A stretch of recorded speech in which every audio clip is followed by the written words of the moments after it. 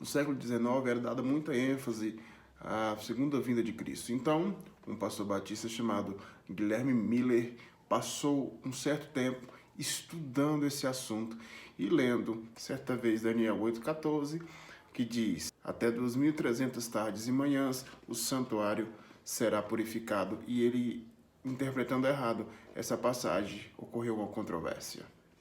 Miller usou o regresso de Esdras em 457 como ponto de partida para 2.300 dias. E calculou que em 1834 Jesus voltaria em carne e osso.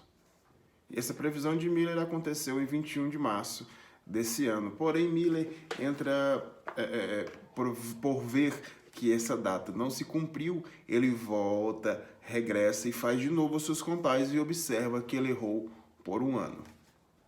Porém, como de costume, de novo a profecia falha. Porém, Miller observa o seu erro e diz que se equivocou na sua profecia. Porém, nem todos os seus seguidores estavam dispostos a abandonar a interpretação de Miller. Como seu discípulo e amigo fervoroso, Ira Edson, que diz que Miller não se equivocou na data, mas sim no local. Na cabeça de Edson, Jesus teria entrado num santuário celestial e não num santuário terrenal, para continuar com a sua obra de expiação. 3 grupos acompanharam Edson, que hoje formam a base da seita adventista. O primeiro grupo era dirigido por Joseph Bates, que era o observador do sábado ao invés de domingo. Ele guardava o sábado ao invés de guardar o domingo. O segundo grupo dava ênfase às profecias, que é acompanhado e direcionado por uma mulher muito conhecida chamada Ellen G. White. E o terceiro grupo era o grupo do Sr. Edson. Entende? O primeiro erro do adventismo que eu quero elucidar agora vai ser baseado nesses três grupos que englobam toda a doutrina adventista, é a guarda do sábado. Os adventistas acreditam que o crente deve guardar o sábado ao invés do domingo. E os crentes que guardam o domingo aceitaram a marca da besta e estão sobre o governo do anticristo. Os judeus perseguiam Jesus justamente por ele trabalhar aos dias de sábado. Por exemplo, olha o que Jesus fala em Mateus 5, 16 e 18. Ele diz: meu pai trabalha até agora e eu trabalho também. Por isso, pois os judeus ainda mais procuravam matá-lo, porque não somente violava o sábado, mas também dizia que Deus era o seu próprio pai.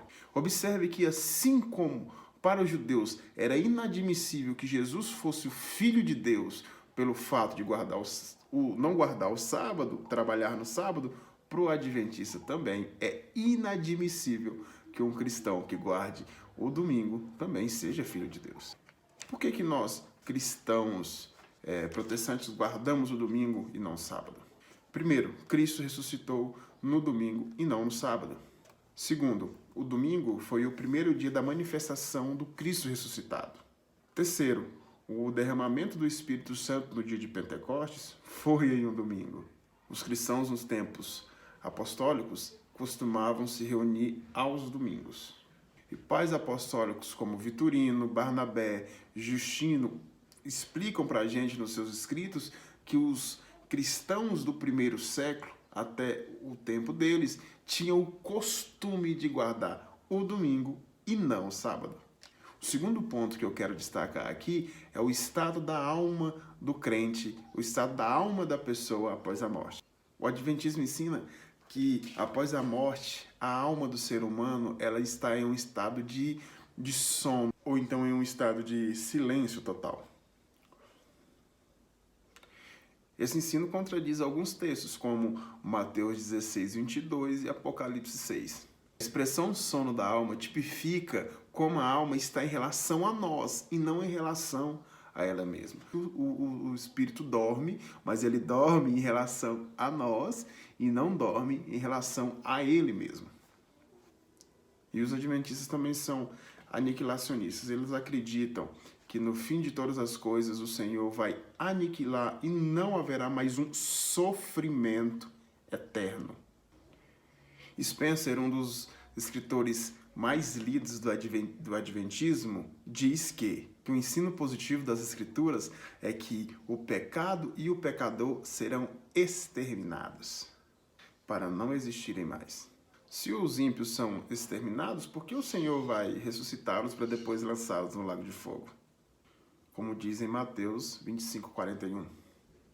Apocalipse 14, do 10 e 11, diz que os ímpios serão atormentados e a sua fumaça subirá do inferno, enquanto Satanás será atormentado eternamente para todo sempre no lago de fogo, o que está escrito lá em Apocalipse 20, versículo 10.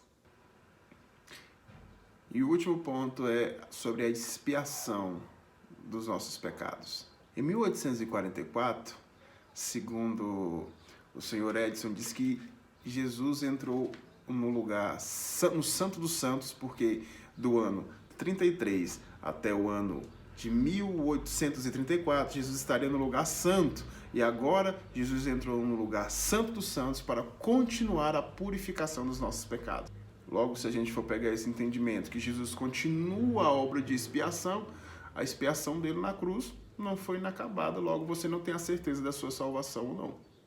A doutrina desse santuário celeste levou então os adventistas a declararem algo, que nós discordamos da opinião de que a purificação foi feita de forma cabal na cruz do Calvário. Porém, não é isso que a Bíblia ensina. A Bíblia ensina que a expiação do homem é feita de forma cabal, uma única vez, de uma forma rápida, imediata e eficiente, não precisando de uma expiação futura.